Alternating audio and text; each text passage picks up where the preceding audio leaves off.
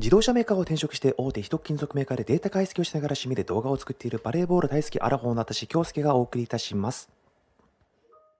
皆さんこんなこと経験ありませんか？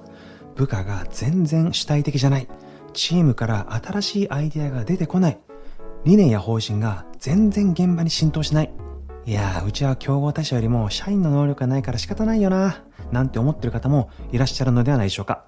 でもそれって本当に社員に能力がないからなんでしょうか。もしかするとその人たち実はちゃんと持ってるんですよ。主体性もアイデアも思いも。じゃあなぜ上司の思いが伝わらないのでしょうか。それは言葉の意味とイメージが共有されてないからなんです。例えば主体性ってどういう意味なんでしょうか。もしかしたら部下は指示がなくても自分が考えて行動することと捉えていて、失敗したら責められるというネガティブなイメージを持っているかもしれません。一方上司はそれを組織の目的を理解し、自ら課題を見つけて挑戦することと捉え、成長につながるというポジティブなイメージを持っているかもしれません。このズレが解消されない時点で、いくら部下にもっと主体的にやってほしいなと言っても伝わるはずがないんですよね。つまり通じてる風に見えるけど全然通じてないということです。こうしたズレは残念ながら話し方や聞き方のテクニックだけでは解決できないんですよ。じゃあ部下と分かり合うことはできないのと心配される方もいらっしゃると思います。安心してください。解決方法はあるんです。それはズバリこの堀越祐介さんが執筆した共通言語の作り方に答えが書いてあります。これからこの本の内容を分かりやすく説明していきたいと思います。動画が少しでもためになった方はいいねボタンとチャンネル登録をしていただけるととっても嬉しいです。さて、それでは共通言語を作りましょうと言われても具体的にどうすればいいのって思いますよね。共通言語とはズバリその言葉の意味とその言葉のイメージが共有されたものということなんです。じゃあその意味とイメージってどうやって共有するのか、そして最終的にどうやって共通言語ができていくのか、そのステップを簡単にご説明していきますね。ここからはストーリー形式で進めていきたいと思います。そこでもう一人登場人物を紹介したいと思います。最近リーダーになってマネジメント業務に苦しんでいるつとむさんです。本日はよろしくお願いいたします。はい、よろしくお願いいたします。つとむさん、本日はお忙しい中ありがとうございます。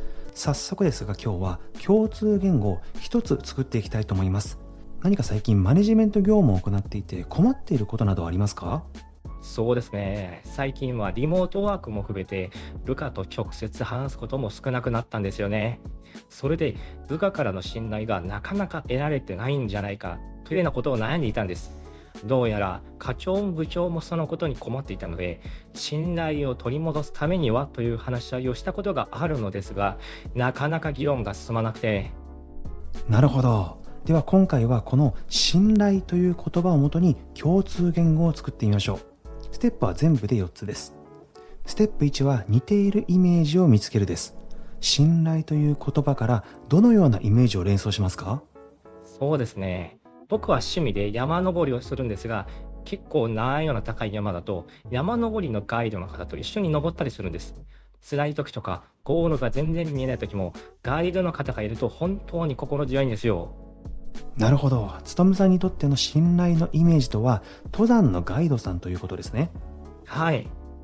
私のイメージはオーケストラの指揮者と演奏者ですかね。指揮を見て演奏の強弱とかテンポとかを変えるわけですから、まさに信頼で成り立ってるって感じしませんか？なるほど。確かに。信頼っていろんな形がありますね。そうなんです。ここで大事なのはどのイメージが正解かじゃなくて、他の人はどういうイメージを持ってるんだろうっていうことを認識してお互いに共有することなんです。ただこれだけだと人は人、自分は自分のイメージがあるよねって終わってしまうので、共通言語は形成されないんですよね。そこで大切なのがこの信頼という言葉の意味を考えていくことなんです。そうなんですね。それでその意味はどうやって考えていけばいいんですか？はい、それでは言葉の意味を考えていくためにステップ2を説明していきますね。ステップ2は意味が似ている言葉との違いを明確にするです。信頼って言葉なんですが、他にも似た言葉たくさんありますよね。そうですね。信用とか尊敬とかは結構似ているような気がしますね。なるほど。例えば信用と信頼ってどう使い分けてるんですかね？例えば信用っていうのはデータとか実績とかの客観的な情報に基づいて評価されるみたいなことを言うんじゃないでしょうか。それに対して信頼というのは感情とか期待とか主観的な要素が強く影響している気がしますね。いいですね。日常ではこれらの言葉を区別せずに使っているかもしれませんが、こうやって似ている言葉との違いを明確にしておくことで、信頼という言葉の解像度がどんどん高くなっていくんですよ。なるほど。3つ目のステップは、言葉の中に含まれる意味を識別するです。信頼って一言で言ってもいろんな種類があるんですよね。例えば、この人にはこういう経験があるから相談できるという経験への信頼。この人は誠実だ。この人は約束を守るという性格に対する信頼。この人は私たちのためを思っているという意図への信頼。この人と私は様々な出来事を一緒に切り抜けてきたという関係への信頼などです。なるほど。自分たちの場合で考えると、部下から信頼されてないっていう問題はどれに当てはまるんだろいいですね。そのようにまずはどういう信頼が問題なんだろうかということを見極めるために議論をしていく必要があるんですね。ここまでのステップで信頼のイメージと意味をチームで認識できれば、この信頼という言葉が共通認識になっていきます。ただ次のステップを行うと、さらに会社独自の社風を作ることができるんです。う。それはどんなやり方なんですか？はい、ステップ4はまだ名前のない現象の名前をつけるです。例えば信頼ってどんな時に生まれますか？そうですね。例えば登山の例で言うと、初対面だけど、今日のガイドさんは人柄も良くて話しやすそうで、なんとなく信頼できそうだなって時があります。なるほど。要するに第一印象で決まってしまうような信頼ですね。じゃあそれを新しい言葉にしてみるとどうなりますかね？すぐにできる信頼だから、即時型信頼とかかな。素晴らしい。じゃあ長期的な視点から見たらどうですか？そうですね。あの人何考えてるのかなって初めは思うんですけど、何度か一緒に仕事をしてみると、ああ、あの人は結構ちゃんとしてるな、信頼できるなって感じることはありますね。なるほど。要するに長い時間をかけて構築される信頼ですね。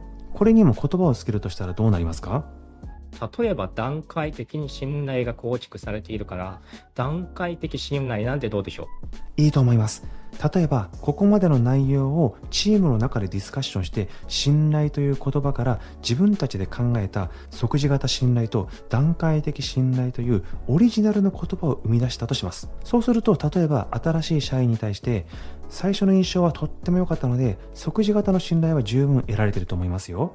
今後は段階的信頼を築けるようにコミュニケーションを取っていけるといいですよね。といったフィードバックを与えたときに、同じ共通言語として認識してくれるので、誤解なくちゃんと伝わるようになるんですよ。う？なるほど。共通言語ってこういう時に使えるんですね。でもこの共通言語っていつ作っていけばいいんでしょうか？はい。このような共通言語は日々の業務の中で生み出していくのが理想的なんですね。例えば、ミーティングの最後の10分で、本日使われていたあるべき姿という言葉ですが、人によって解釈が異なると思いますので、皆さんで少し議論してみませんかとか、部下との101で、部下から成長したいと思ってるんですけど、という言葉が出てきたときに、そもそも成長ってなんだろうね、ちょっとイメージを共有してみないという感じで、お互いに考えてみるということをしてみると、チーム内で共通言語が生まれて、それがチームの結束力を高める材料になっていくんですよ。なるほど、勉強になりました。普段当たり前に使っている言葉の認識が異なるなんてあんまり考えたことありませんでした。今後はもっと一つ一つの言葉の意味とイメージを考えてチーム内の共通言語を増やしていけたらと思います。いいですね。共通言語が増えていくと、チーム内で認識の誤解が少なくなっていくので、結束力がどんどん高くなっていきます。ぜひ普段から意識して共通言語を作っていってください。